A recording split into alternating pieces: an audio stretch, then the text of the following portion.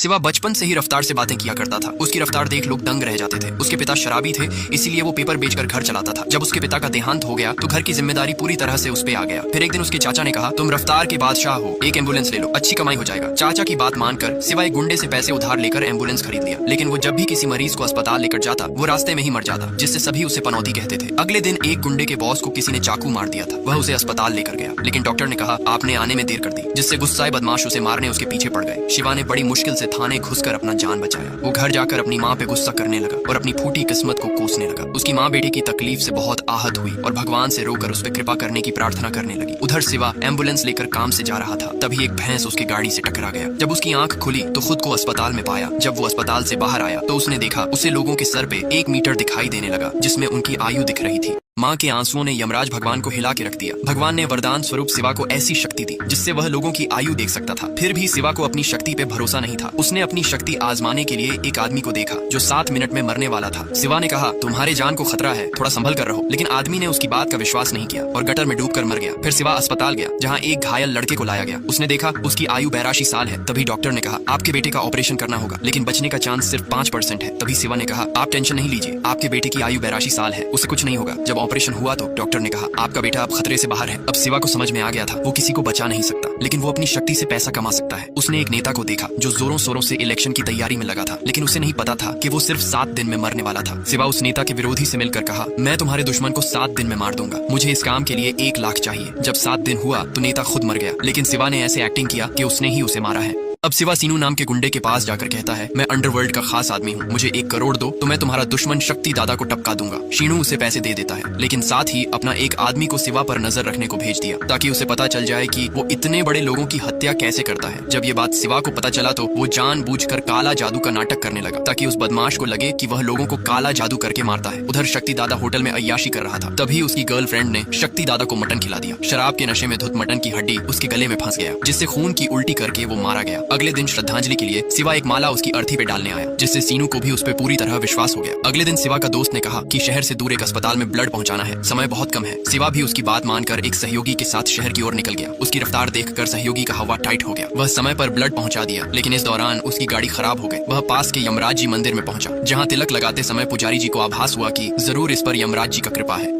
जब सिवा अपनी मंगेतर के साथ सब्जी मंडी गया तो उसने देखा कई सारे बच्चे के साथ उनकी टीचर भी अगले दिन मरने वाले थे। वो सोच में पड़ गया, आखिर इतने सारे लोग एक साथ कैसे मर सकते हैं। जब उसने बच्चे से पूछा, आप लोग कल कहीं जा रहे हो क्या, तो उनकी टीचर ने बताया, कल ये बच्चे MLA की रैली के नृत्य कार्यक्रम में भाग लेने जाएंगे। उसने तुरंत रैली के स्थान का मुआयना किया, लेकिन उसे वहाँ कुछ भी ऐसा नहीं दिखा जिससे इतनी बड़ी घटना घट सके। फिर वो रैली रद्द करवाने के लिए पुलिस के पास गया और कहा, कल की रैली में बहुत बड़ी दुर्घटना होने